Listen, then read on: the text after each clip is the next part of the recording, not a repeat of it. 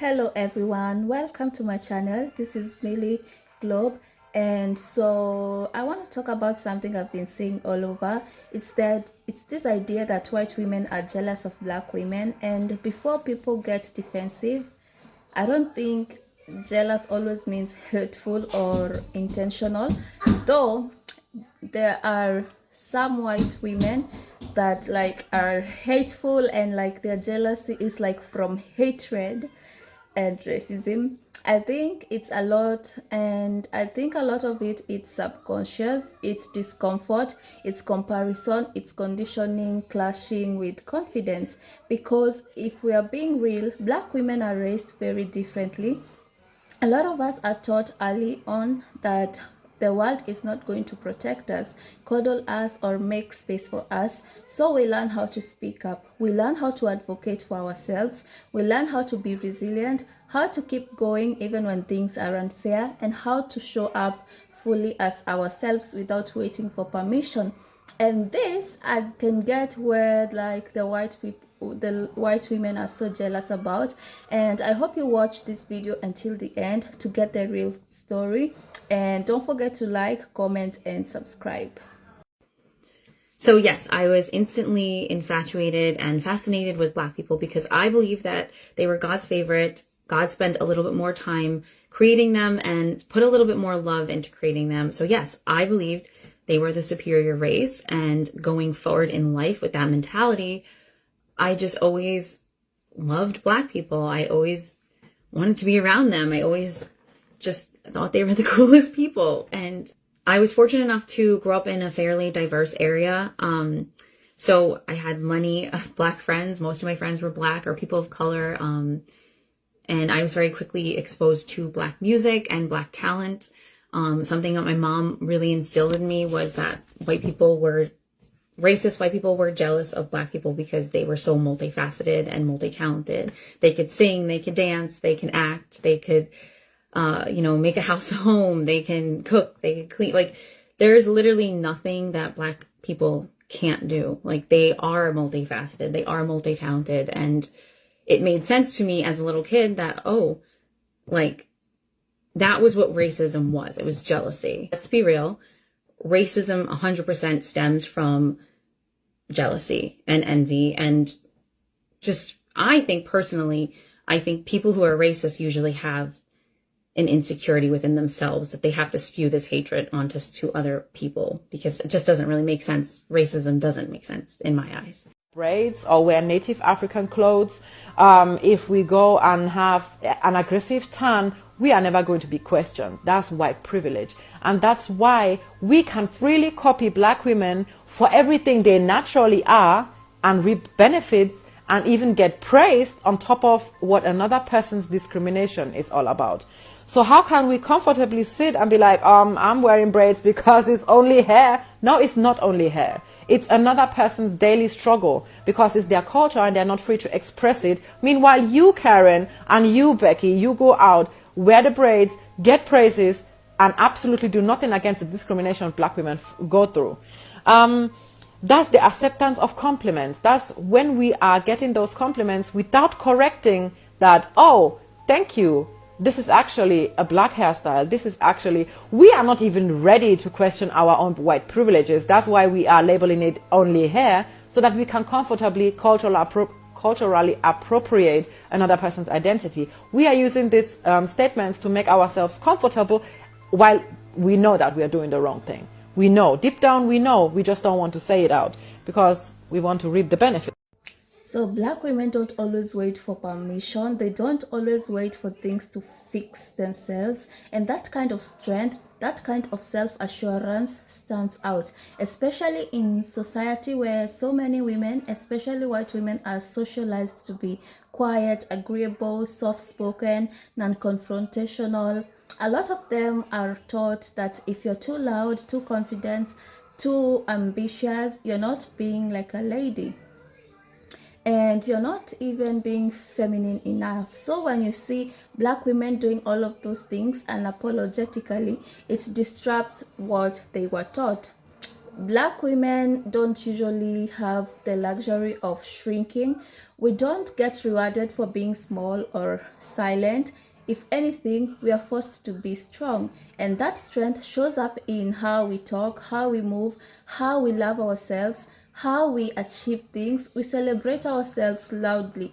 We take pride in our culture. We refuse to let people define us, and that can feel threatening to people who were taught to seek approval first. So instead of asking, why wasn't I allowed to be this free? Or why was I taught to dim myself? It's easier for some people to label Black women as aggressive, arrogant, intimidating, or too much.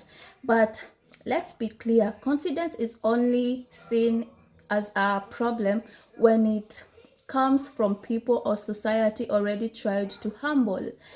I'm in these non-toxic groups on Facebook where people live non-toxic lives and we're looking for non-toxic recommendations for the products that we use. And I made a Facebook post, this was a while back, and I was like, I'm looking for Black-owned, non-toxic hair product recommendations for my entire family who has various hair types. And my post was just met with so many white women who are like, that's racist. Why are you looking for Black owned? I'm telling you, this post got endless comments full of hatred. Like, it just kept coming and coming and coming. You support Black businesses to get rid of the racial wealth gap.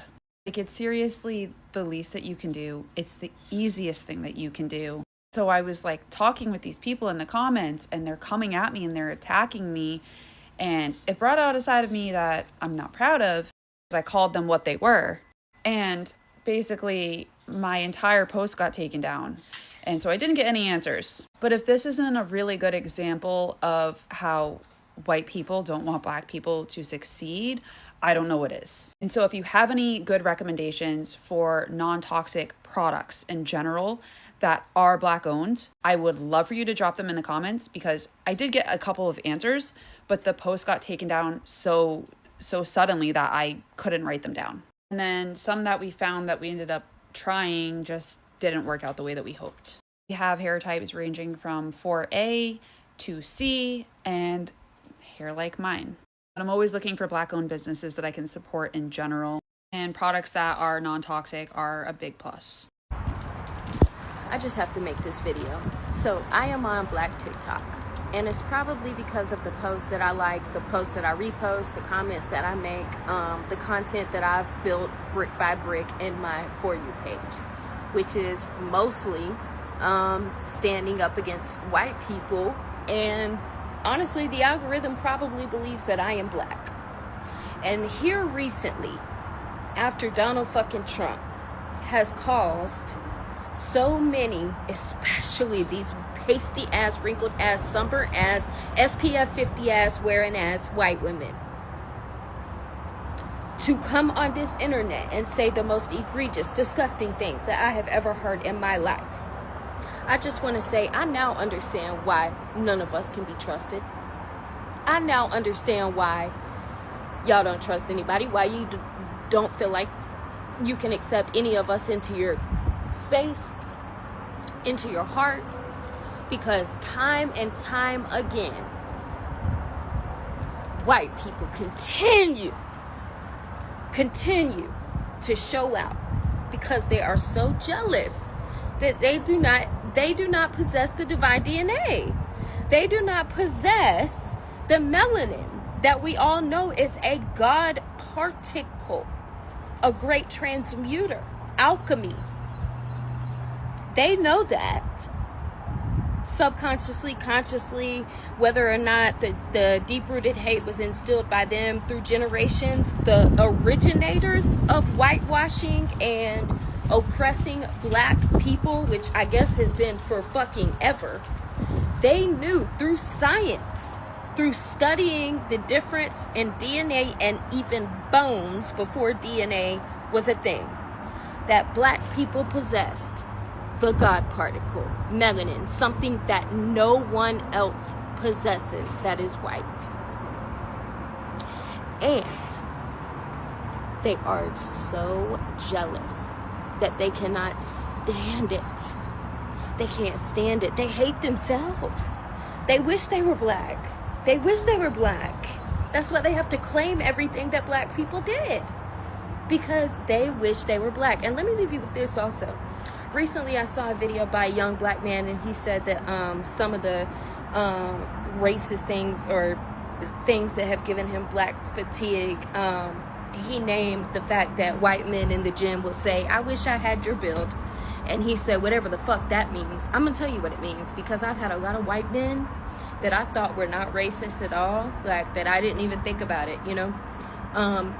In casual conversation, they'll just say to me, like, we'll be watching sports, or mostly when we're watching sports, but even just TV, like, let a black man show up on that damn screen. And every time a white man says the same thing to me, yeah, you know, black people are just naturally gifted at athletics because they're naturally athletically built. They're just naturally muscular. The white men and women are jealous because not only do black people possess divine DNA that have shielded them from total obliteration through oppression, through having to go through and endure the most wicked, disgusting things that you could ever imagine, whether it be through the L word with trees, whether it be through being outside all day, whether it be through grape, whether it be through every single disgusting thing that the white man has systemically put black people through for hundreds and even thousands of years before this continent even existed. White people would have never survived. And black people have, and they have still been a part of society, because you can't kill them. You can't kill them off. I know you want to, but you can't, because they're too strong. They're stronger than us. They have more mental fortitude than us. They are divinely encoded. Their bones are encoded with sacred and ancient code, light. You ever heard of the frequency grid? They are the lattice keepers. They are the nodes. They are the divine presence in this world. And you bitches are just jealous. And although I wish that it did not have to be this way, although I wish that I could be the exception, or that people like my mother, who taught me, number one, no, don't you ever trust a white fucking man, and number two, don't you ever trust the fucking police, and number three, you better watch for your privilege, you better identify it, and you better use it to your advantage to uplift every single black person that you are around, in the vicinity of, or can speak up for. And that means sacrificing yourself. It breaks my heart that I'm not trusted. But what the fuck would I expect? How could I expect any different when I see and hear not only what they have been through, what they go through on a day-to-day basis, and then I see you pasty assholes saying the shit that you say. Black fatigue? Ghetto? And then I keep seeing the black on black crime bullshit. I've already made a video where I pull up the statistics on crime. It is widely taught in cultural academics that white people, even given that they account for a slightly larger bit of the population now, and I hope we will become the minority soon, but it keeps getting slimmer and slimmer and slimmer. 50 years ago, the white population was like 60% more. Now it's like a slow margin of like 24, something like that.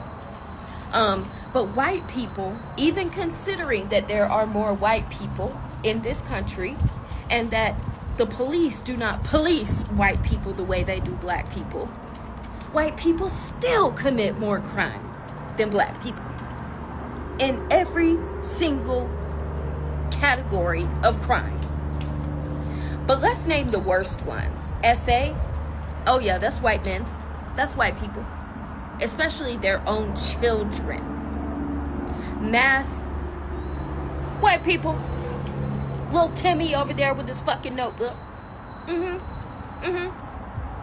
Dylan Roof going into a church with black people who welcomed him in to worship with them and then shooting them all.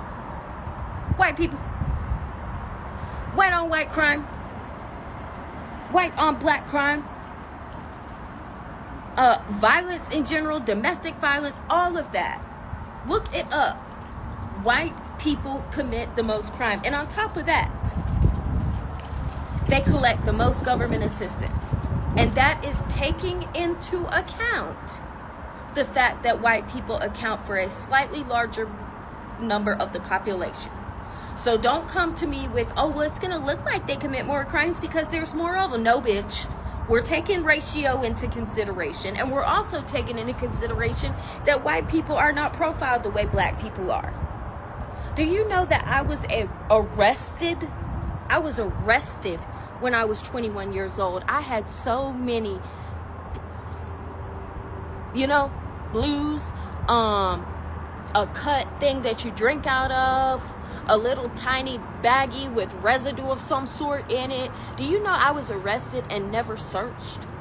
I was not even searched when I was arrested. I was able to park my car on the side of the road, have someone come and get it, handcuffed in the front, got to sit in the front seat of the police car, and was not watched when we pulled up to the jail and when we entered the jail, allowing me enough time to take that out of my pocket and shove it into my rack.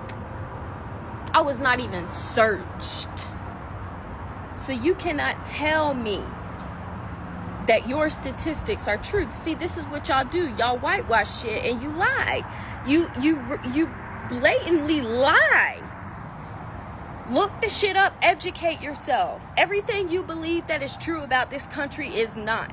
The people who invented shit, the people who founded shit, the people who owned land in this country. I am from Myrtle Beach, South Carolina. Do you know how many black families had their land stolen from them? And it is literally still within the deed books at the courthouse. I know because my mother she worked with deeds.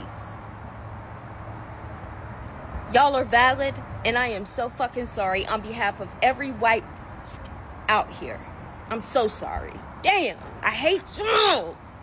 Y'all gotta ruin it for all of us. So I had a conversation with one of my good redhead friends, right? And love her down. We've been knowing each other for like 10 years. She's like one of my favorite Virgos, right? And I love redheads. But anywho, we were having a conversation and we were talking about jealousy. And she was telling me how, she was like, I never had dealt with jealousy with a black woman before. But she said, but from the things that you tell me, it's really loud. I said, yes, very loud. She said, well, white women are different. I said, what do you mean? She said, when white women don't like you, they're really nice. She said, it's hard for you to tell. They are really nice. And I said, oh my God, you are not lying. I said, you are not lying. That is so true. Because I've also dealt with jealousy with women, period. But the jealousy is different between black and white women. And I'm going to explain to you what I'm talking about. And for my white dolls who are Caucasian, feel free to chime in on this. We can talk about it. It's safe here. Everybody chime in. I remember being a teller, right? And I was working with this older white lady. And I mean, I had problems with everybody, but I was cool with her or whatever. Whole time, girl, she did not like me. She did not like me. And I'm going to tell you what sent her through the roof. Okay, so one time this guy came in. Okay, let me go back. So when I first started working at the major bank, I really thought everybody was really butchy. Like, everybody looked really butchy to me. And if you don't know what a butchy is, that's basically like a female who's really, really masculine. Or what the elders called back in the day, a bull dagger. I thought everybody was. I'm not lying. There was no form of color. Like, nobody was putting themselves together or nothing. Like, I was the only girl in there that was like super girly, the epitome of divine feminine, whatever like that. So when it came down to this particular white lady, girl, I thought she was butch. She had this Backstreet Boy haircut. Like, I didn't know. And I remember her kept saying how her kids. And girl, the whole time I'm sitting there thinking like, oh, she probably, with her lesbian girlfriend that had kids. I thought it was cute. Girl, whole time this bitch had a whole husband. So this handsome guy comes in one day. He was good looking. And older white men have a thing for me. They really do. So girl, he comes in and he does a double take. And I was just like, okay. So the white lady, she walks up and she says, "Hey Rouge, this is my husband." Ooh, shit. Girl, not this your husband, girl. That man that came here and did a double take. And living down south, white men, period, are very bold. But living down south, they're a little bit more bolder. I don't know what he told her at that house. But baby, when she came back to work, she wasn't good with me no more. She wasn't good with me no more after that. No. I have other stories too, but we're going to share it for another video, girl. Because we talk about this all week. So, yes, chime in. Racism is about jealousy. If you think that's a reductive statement, please stick with me. When I say jealousy, I'm talking about insecurity, which is really what jealousy is, but I think it's easier to understand if I say insecurity rather than just jealousy. Because we know from appropriation that we are very jealous of other cultures. Why would we want to listen to the music, eat the food, wear the clothes, do the hairstyles, have everything, the language, but not give credit where credit is due and not uplift the people who created it? White people are so lost in feeling like they don't have a connection to culture, especially many of us who are very far removed from our European roots. And I think the need to fill that space and that insecurity of this lack of culture and lack of something to call our own is often filled with cultural appropriation and the idea that being white is superior. I was first introduced to this concept of racism being jealousy in college, and I can't trace it back to one particular scholar, but I would like to give credit where credit is due to that Black scholar. If you can find anything tracing it to one particular person, please leave that in the comments. I think it's important to think about racism in this way if we want to unlearn it. Because, as some people say who are non-monogamous, or anyone who's just working on their relationships, jealousy is an indicator that something is not quite right with us. It's an indicator of our insecurity and how we might be feeling. It's not about what our partner is doing or what someone on Instagram is doing with their life that makes us feel inadequate. It's about something going on inside. And I think we really need to interrogate that. What is it about people of color showing excellence, people of color maybe being more in touch with culture, people of color being more in touch with the environment, people of color making better food, and everything else that we envy? What does that trigger in us? And why do we have the need to put those people down? It's about jealousy. And if we can figure out that we're feeling that way and trace that feeling back to maybe some of our unconscious biases, I think it's a lot easier to start thinking about how can we unlearn that?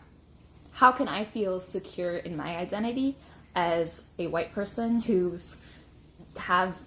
has roots in maybe Italian and like other cultures, but like doesn't really feel connected to anything? How can I feel secure in myself to not want to put others down, whether that be racism or any other form of discrimination, or just plain hating on another woman because she's amazing? You know, I think this makes it seem like racism is very simple, but it also just helps us frame it in a way that's accessible to us. We know that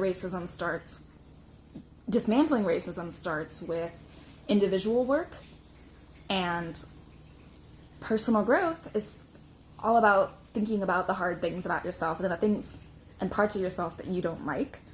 And jealousy is one of those things. No one wants to be jealous. It's an awful, awful feeling. And we don't want to admit that we're jealous. And we shy away from that, but it's something we can interrogate, and I think that is going to help us go a long way. Anyway, just my thoughts. Happy Juneteenth. I hopefully will speak about this more coherently in the future. Black Lives Matter. I love being a Black woman because your entire life is literally just people being jealous of you, especially if it's coming from racism. Like, imagine being the most hated race on the planet, yet every other race that claims to hate you copies you. I cannot imagine being racist yet using Black-owned hair products. I can't imagine being racist yet listening to rap or R&B or hip-hop music. I can't imagine being racist that you will go out of your way to make me mad. I can't imagine being so racist to the point where you are just jealous. Just straight up jealous. If you guys haven't seen my racism is just jealousy video, go ahead and watch it because it is. But yeah, I just love how my existence makes other people mad. Like, it boosts my ego, if you know what I mean. It's like knowing a girl is jealous of you when you literally did nothing wrong to her, yet she's over here talking shit about you, she's over here being insecure. It's just like, babe, like, you're only raising my ego. This is how I feel about racists. And I think that's where the jealousy conversation comes in. Not jealousy in a petty middle school way, but in a deeper, more uncomfortable way, like watching someone live out freedom you were never encouraged to claim, watching someone speak their mind without apologizing, watching someone succeed without pretending it was accident or luck. Black women don't ask to be chosen, we choose ourselves, and that alone can flip everything. There is also this expectation placed on Black women to constantly prove our worth while also being humble about it.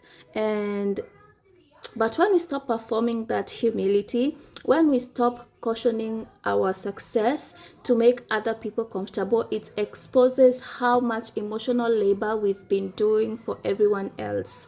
And let's talk about achievement for a second. Black women are one of the most educated groups. We started businesses at high rates, we led movements, we shape culture, and we do it while navigating racism, sexism, and stereotypes at the same time. So when we stand proudly in that, when we say, yeah, I worked hard for this, it challenges the idea that success has to look quiet and delicate.